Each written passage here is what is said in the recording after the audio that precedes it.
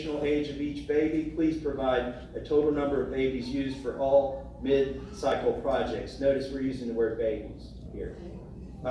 For each currently funded grant, please indicate the grants that use animal testing. Please provide the list of projects, including titles, animal species, number of each species used, proposed human fetal tissue uses, research objectives, locations, grant numbers, and end dates and budgets. And then we're asking them when the advisory board will be set up, has it reviewed any grants yet, and how soon can they start? Because this is something that needs our attention right now. And hopefully, we've got about 24 signatures on that letter right now, and we will get an answer from Secretary Azar, and I think we will push the ball down the field. And we wouldn't be making progress if Donald Trump weren't in the White House. Amen. Amen.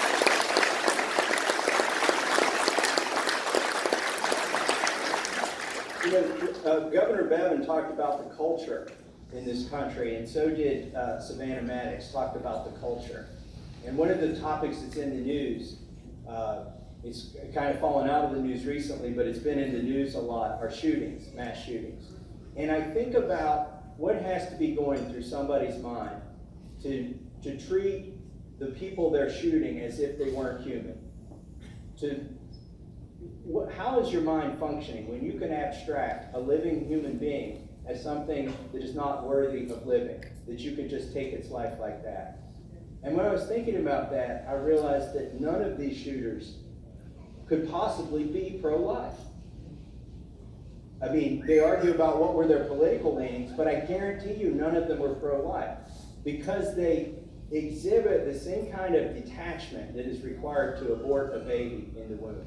They treat their victims as if they are not human. And I think that gets to our culture. And I'm not going to blame video games. I'm not going to blame movies. It starts at the family and it ends at the family, frankly. And that's why we got to keep families together. But this culture is caustic and corrosive. And when you start abstracting lives, the unborn lives of babies in the womb, it's just a small step away from thinking about your neighbor like that, frankly. And so, Amen.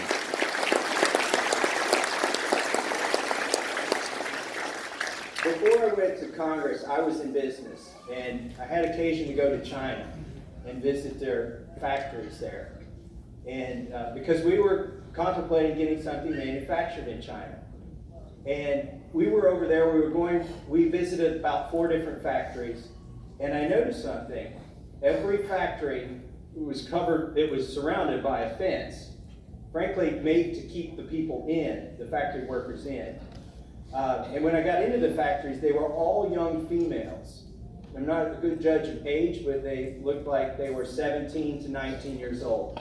Thousands of workers, all within a 3-year age range. And they're all female. And I thought, where are the males? Why are there all females in here? And so I asked our guide there, who was familiar with all the Chinese factories. He had worked with one for Mattel for many years.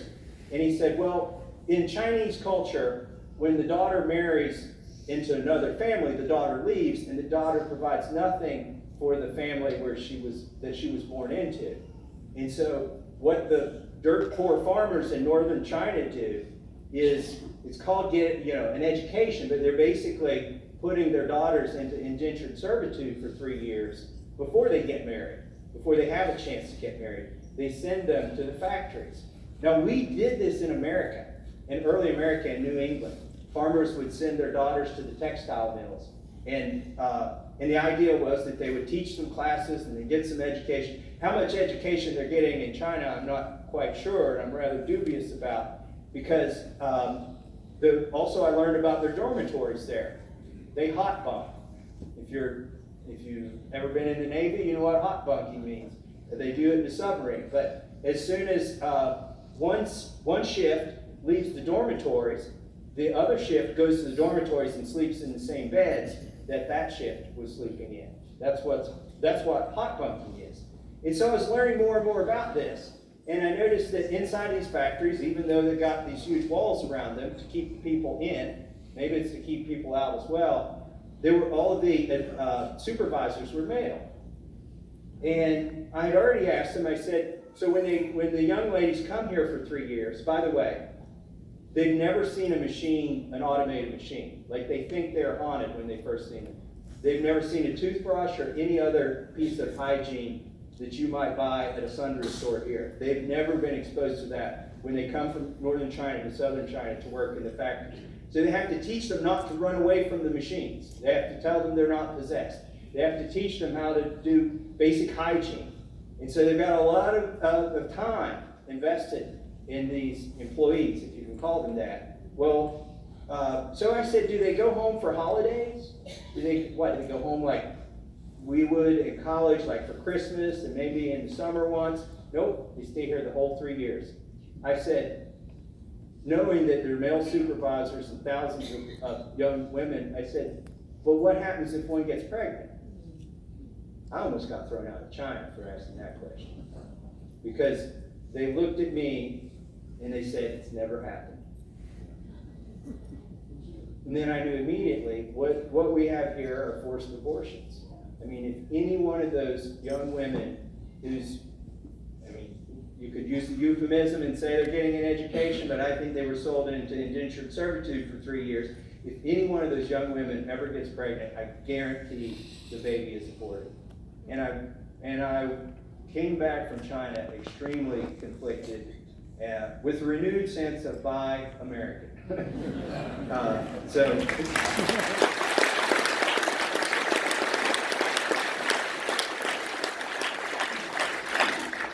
These are things you will never see in the news. And most people who get to visit China aren't going into the factories either. I mean, it's a real eye-opener to see that. But Trump has been great for pro-life. I told you what he's done to stop or slow down the fetal tissue research. But there's another thing that I wanted to talk about today, and I'm sorry if I get a little bit off the topic, but I think this is right on topic. And that is, you can't be for endless wars and be pro-life. You can't be for endless wars and be for pro-life. We have to end the wars at some point. You can't abstract the civilians on the other side as lives that don't matter. They may be a different color, they may be a different religion, but when 200 civilians die, that's 200 civilians who die.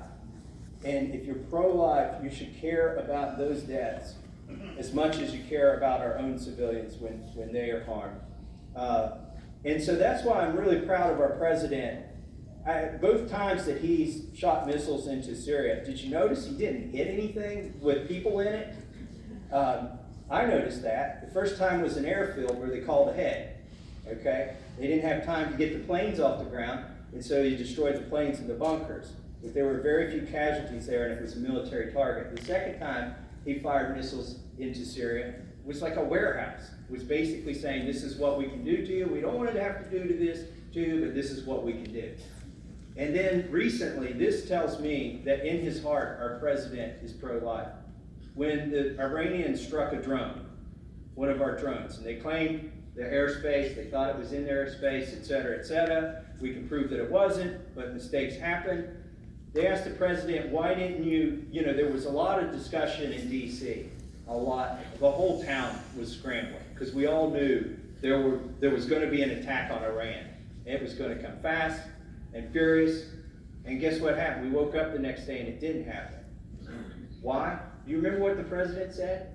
He said, they gave me a target and I asked them how many civilian casualties will there be? And they said, we estimate 200. And the president, you can go back and see him say this, I've never been more proud of him. He said it wasn't worth it. It's not worth killing 200 people over a drone. And that tells me in his heart he's pro-life.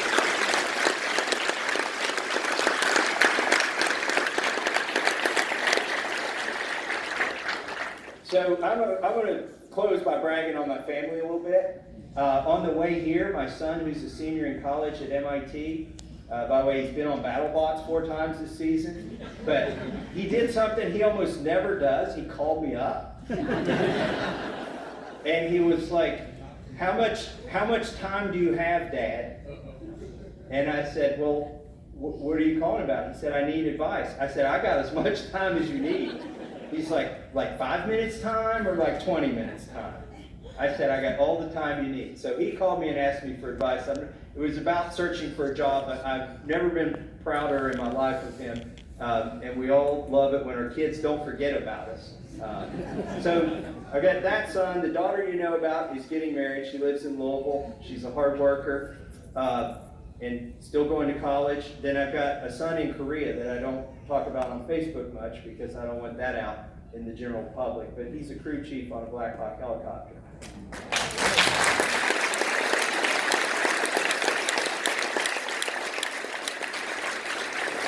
They tried to send him to a medevac unit, but he wanted to be where the action is, so he got transferred well, I probably shouldn't say where he's at, but he's near the DMZ.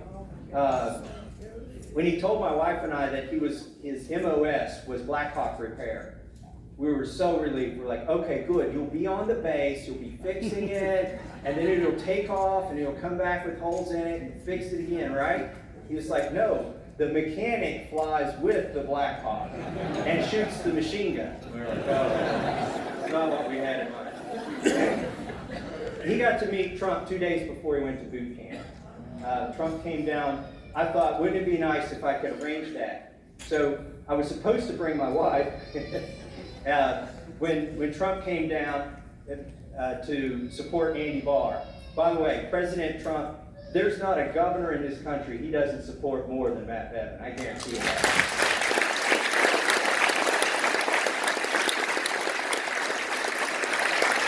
The last fall, he came down for Andy Barr, and my son was about to go to boot camp for 2 days. And I said, do you want to meet the commander-in-chief? Put a suit on. So he went in the back instead of my wife. When he got up to Trump, he said, Mr. President, he told him that he had signed up in the Army. He said, but you're going to have to win your re-election. The president said, why is that? He said, because I signed up for 6 years. And Trump says, you'll have the best equipment. Now, I see there are a lot of young kids in the crowd. So this is going to be my last story I'm going to tell. It's about my 14-year-old daughter. She goes to public school.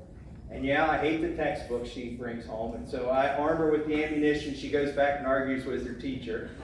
The Constitution is not a living, breathing document. I'm sorry. But all the kids at school kept asking her, have you met Trump? Have you met Trump? Did you meet the president? Have you met Trump? They do not care that I'm a congressman. That is no big deal. A lot of them think I work in Frankfurt. And that's thanks to their teacher. Anyway. Uh-oh, now they're in trouble, just like Matt Bevin here. So I thought, this is a problem. My daughter needs to meet Trump. So and she's not enlisting in the Army anytime soon. And she was 14, so there was the White House Christmas ball coming up. And my wife was supposed to go to that, and I only get one guest. And I said, could I take Sarah to meet President Trump? And she said, yeah, I think you should. So Sarah came to DC with me that week.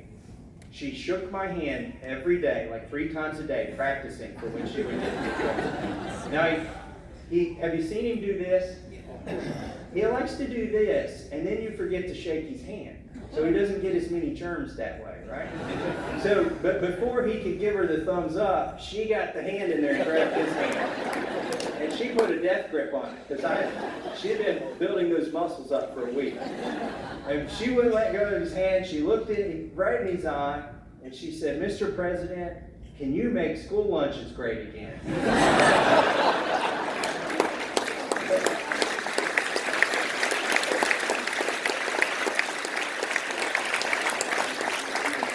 I just want to thank Fred for inviting me here today. We have so much to be thankful about in this country. I know I focused on a lot of the negatives, but please focus on the positives when you go out of here. Think about the wonderful governor we have, progress they're making, the way he's turned around the state here.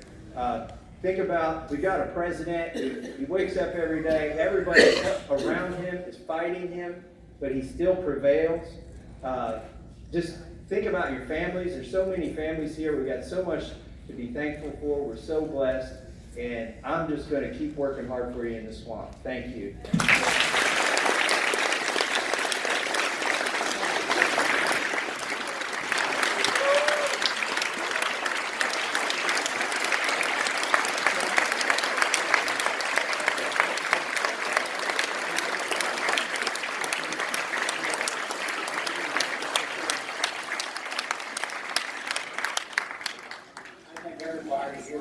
me that we have the greatest, Kentucky has the most pro-life governor in the country.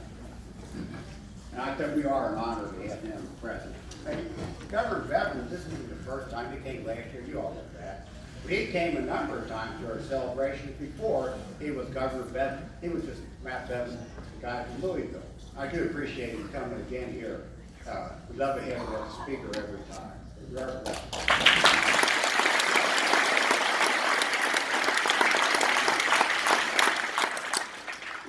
When the Kentucky Catholic debacle took place, I'm sure a lot of you saw it on TV, and I think it started, really, the march was Friday. By Saturday, it was all over the press how horrible these boys and Kentucky Catholics were. I'm sure you saw that. And as the news media was trashing them every way they could, and it started, little by little, it started falling, the narrative they have fallen apart, and you can start hearing the real truth. The first person I knew who publicly, as a public figure, who came out and defended those boys, not just saying that, oh, they didn't do anything wrong, but really defended it and said that what they did was remarkable, was Representative Thomas Massie. He was on.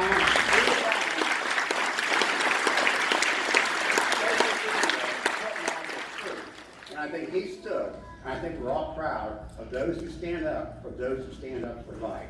And I salute Representative Massie for that reason. He was really remarkable for doing that.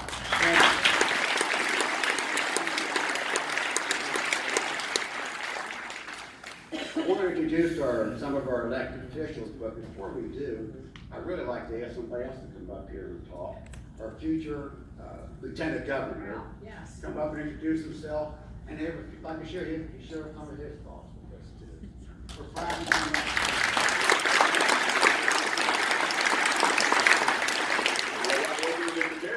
With any remarks, but I will say one thing. First of all, thank you all for the invitation to come up today, and really thank you all for sending us representatives who sent us up to the General Assembly. I've had the honor of serving in the State Senate for the past 5 years. Many of you know that I'm a physician. I'm the son of Hispanic immigrants who've come to this country, and my folks, when they came here, they came under merit-based immigration. Back in the 60s, they met, got married. My brother and I came along, and they used a little love for our country at that time. And father was very proud of being an American. He instilled that in us. And he provided us an opportunity. My parents sacrificed really to give us a Christian education, which is something that we fight for quite a bit up in Frankfurt, is to give kids a choice for that. And with that came a Judeo-Christian perspective on life and the value for life. I watched my parents work very hard, really strong work ethic, and that led to me becoming a physician. And I often talk about this, especially in this setting, and I'll tell this story. I think a lot of you probably have already heard this, but when you're a physician, you have you accumulate a lot of stories. Some of them can be really funny, and some of them can be very tragic. And as a pediatrician, you train in the NICU, and the pediatric ICU up at UK. That's where I did my residency at back in the 90s. And it was one particular night when I was on call in the nursery and in the NICU, and you're very busy those nights. You have 50 to 60 babies on ventilators and on life support. And we used to have a board on the wall that would track the moms and how many weeks along they were in gestation. I would track along, how far they were dilated, so you can kind of prepare for the deliveries that evening, because you had to attend all those deliveries. There was one night, I remember distinctly, there was a mom who was 21 and a half weeks gestation, and they had it on the board. And I'm a busy guy, and I'm saying, hey, how come this mom is on my board? It's 21 and a half weeks. That baby's not going to be viable. Well, the mother's miscarrying. She's been here for 2 weeks. They tried everything, terbutaline, clogs, all kinds of treatments. The baby's coming. Nothing we can do. It's coming tonight. The baby's going to be delivered. And the mother requested the pediatrician be present. And I said, look, I'm busy here, guys. I don't want to go and watch a baby die. That's my response. Why don't you just, the baby be born, wrap it up, let mom hold him, and let that be that. They said, well, because you're the resident here, you don't get to have any say in this. You're going to show up and shut up and do your job. Complaining and annoyed. I was a young guy, pretty brash, and remember gowning up and waiting, and they delivered the baby and handed it off. And it was a little 13 and a half ounce baby boy they put in front of me. And I had a neonatal fellow to my right. She was from India. Her name was Shilpi. She was trained to be a neonatology specialist. And they put this baby in front of me. We dried him off and listened to his heartbeat, about 20. Just, foaming a little bit, trying to breathe. And we were just going to watch him. And remember my fellow said to me, go ahead and intubate him, which means put him on life support. And I turned to her and said, this baby's got fused eyelids, paper thin skin. And her words are still engraved in my memory. He's making an attempt to live. I can't sit here and do nothing, is what she said.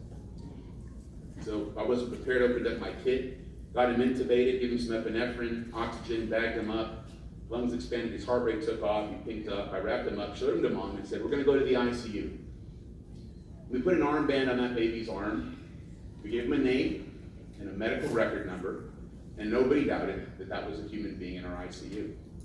That was back in 1996, and the baby developed a condition called necrotizing enterophilitis. Didn't have enough blood flow to his gut. We tried to feed him, and it killed part of his bowel, and it pops, and there's nothing you can do at that point. He was so small. But mom and dad came and saw him every day in the ICU for 10 days solid. And when we had to tell them nothing we can do, he passed away. Those parents don't remember me. I don't think that baby doesn't remember me, but they made a huge impact on my life. Remember when I watched that happen, I thought, you know, today, here we are 23 years later, we don't give our medical community an opportunity to keep those babies alive. And we're fancier today than we were back then. And now we're starting to see babies born at 21, 22, 20 weeks that are given a chance. We kind of coax them along and become adults like all of us, become football players, for goodness sakes. We don't give our doctors an opportunity. And I realized very quickly at that moment of the importance of human life, no matter how small. We've heard a lot of those comments here tonight. But it made a huge impact for me that really every baby is made in the image of God, and we don't have an opportunity. If we don't think what's happened in New York and in Virginia can happen here in Kentucky, guess again. Because there are a lot of people working very hard in Frankfurt to undo the success that we've had for the last few years. We've got a person running against the governor who's endorsed by people who want to undo everything that we've done here. I can't tell you how important it is for us to continue to hold the line on this issue until we're able to reverse all abortions in our state and in our country. Amen. I remind people also,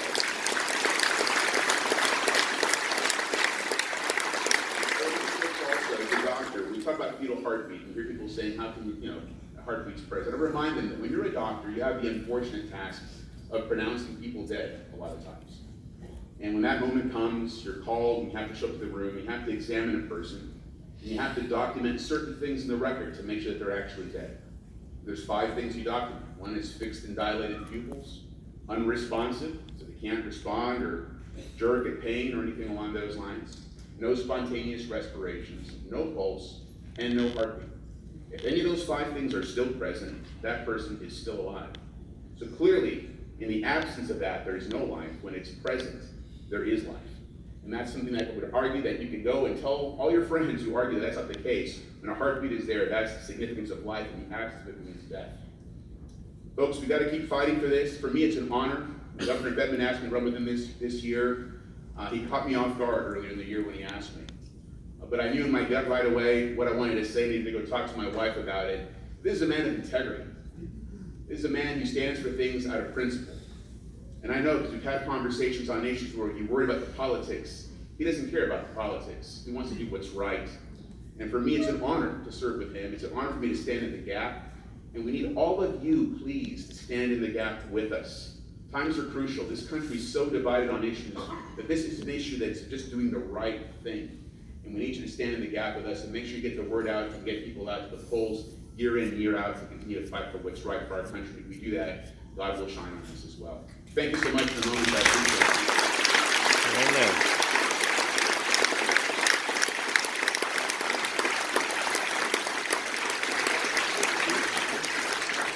I might have caught the senator off guard. That sure didn't make any difference.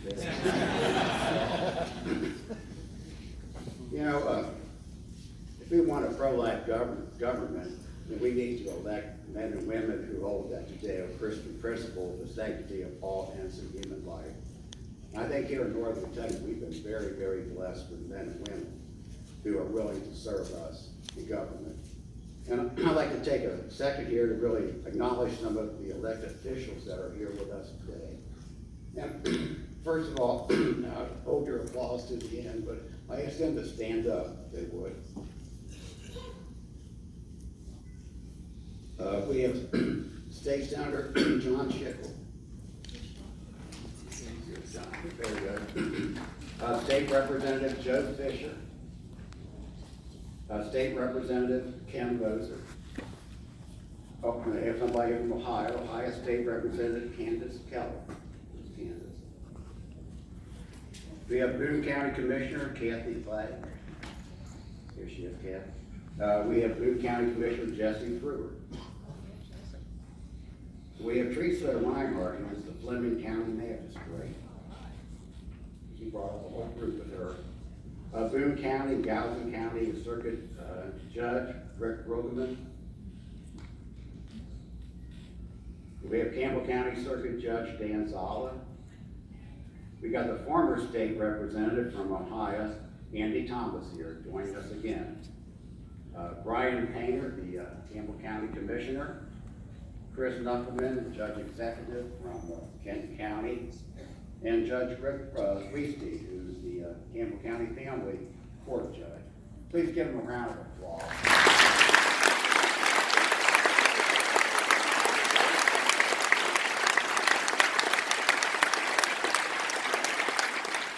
Representative Massie's here too.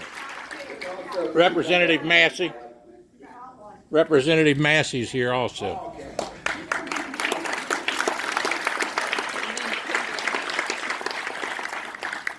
I'd like to also acknowledge a few other people who couldn't make it, but have really made a nice substantial donation to today's event. And we have Senator Damon Thanger, Senator Will Schroeder, Judge Executive Gary Moore from Boone County, and Commissioner Charlie Kenner from Boone County. And one other guy who always shows up but couldn't make it this year, I understand he's in Rome that year, is State Representative Tom Brinkman from Cincinnati, who's at every pro-life event. The next thing, I'd like to have our opportunity for our Vice President to come forward and present what we have as the John Bauer Award. Art?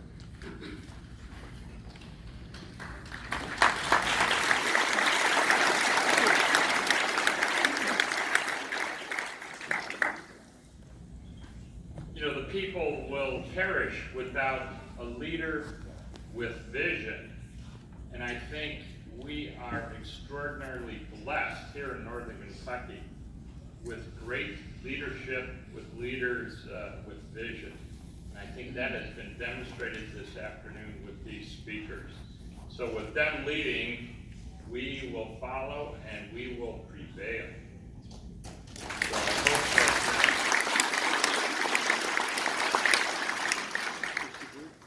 because after Governor Bevin wins re-election, we got bigger plans for him.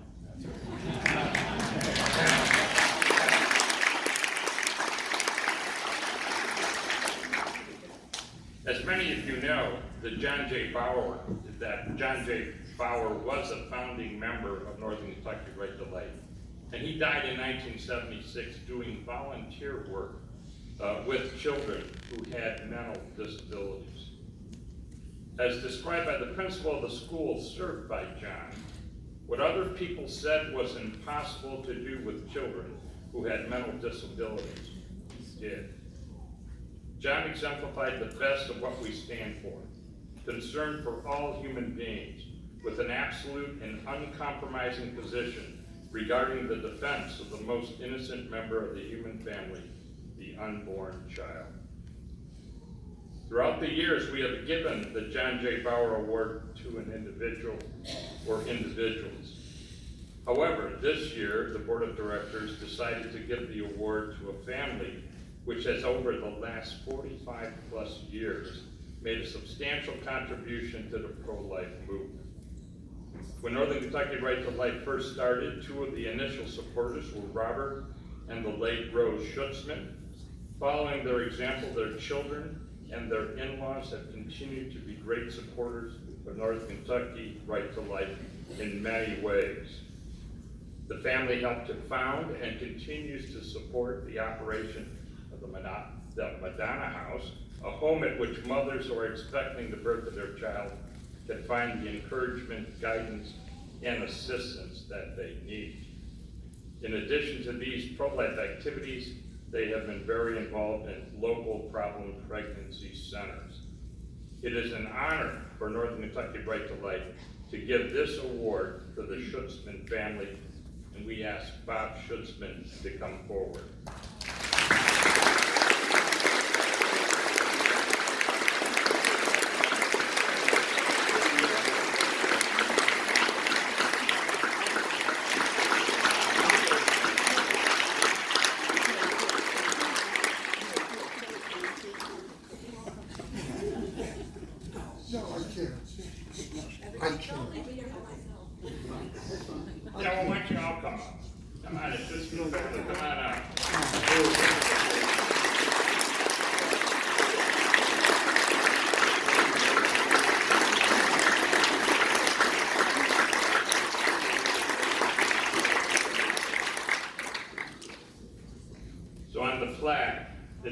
Northern Kentucky Right to Life, the Schutzman family, in grateful recognition of the tremendous works they have already accomplished for human life. September 29th, 2019. Thank you.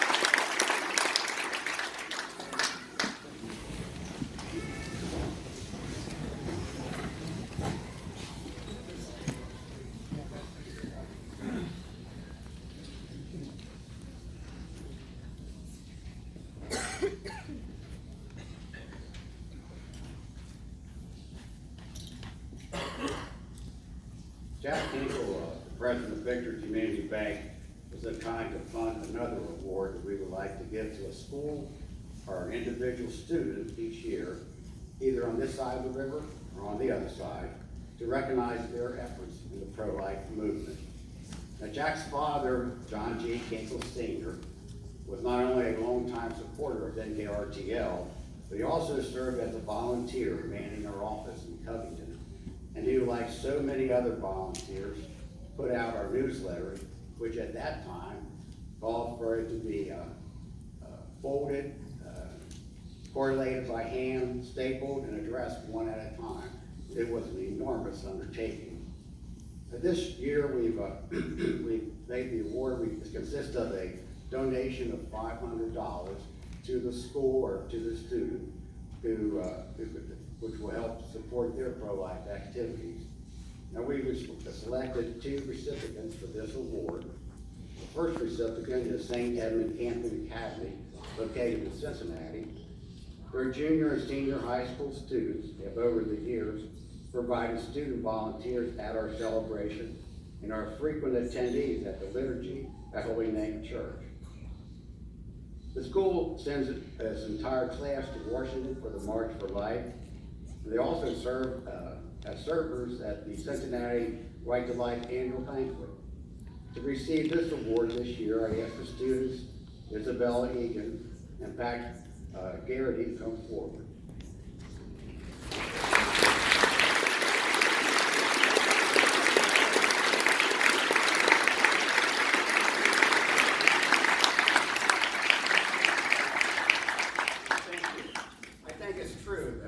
Young people, it does recharge your battery. You're so proud of you see young folks that are willing to stand up for life. Thank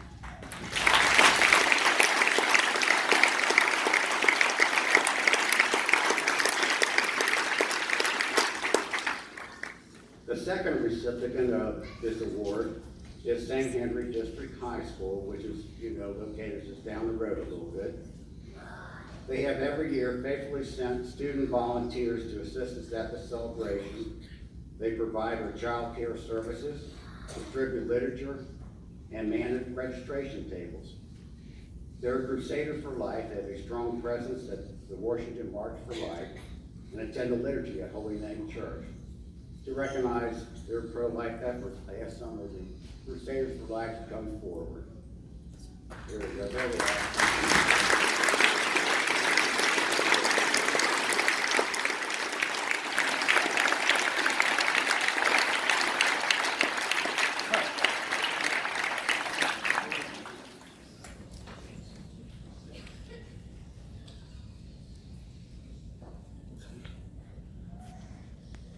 Thank you, ladies and gentlemen. Thank you. Appreciate you being here. These kids will, I don't care what happened, but the newbies, these kids will be in Washington. They're not going to touch that.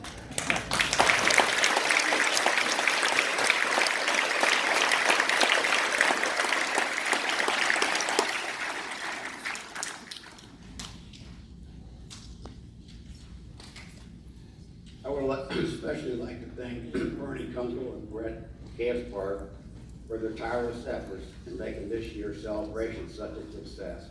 These 2 gentlemen have really been instrumental in making this program really what it is every year.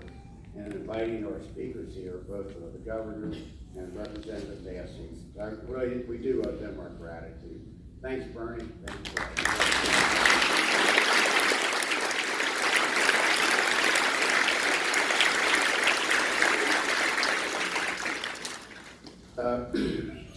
Our October newsletter will be coming out this week, and hope you all get it. I want to thank our faithful printer, Greg Beers, for producing our newsletter and helping to print our program for the celebration here. Now, the newsletter is important this time because it has the election information in it. So please take that, study it, and more importantly, pass it around. You know, I often think you get a lot of advertisements this time of the year. TV, radio, thousands of pieces of literature. And they do have a great impact on the election, I don't doubt that. But what's more important, what's having a bigger impact on the election, is when you talk to your neighbor, or your friend, or your coworker, and you tell them who you're going to vote for. That's going to have an impact on that voter. So I encourage everyone, that's our duty, to go out and do that. Let's talk it up.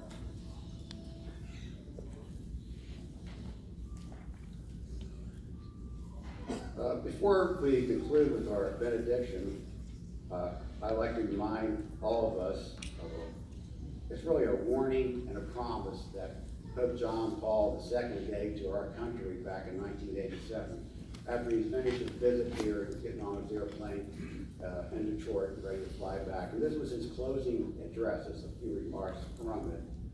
And it's really, I think, it's important to remember it's negative and it's positive, how you look at it. And these are his words. And the great causes that are yours today will have meaning only to the extent that you guarantee the right to life and protect the human person. Every human person, no matter how helpless, no matter how young or how old, no matter how healthy, handicapped, or sick, no matter how useful or productive for society, is a being of inestimable worth, created in the image and likeness of God. This is the dignity of America, the reason she exists, the condition for her survival. Yes, the ultimate test of her greatness, to respect every human person, especially the weakest and most defenseless ones, those yet unborn. That was his warning that if we don't end the American Holocaust, our nation will not survive. But on the other hand,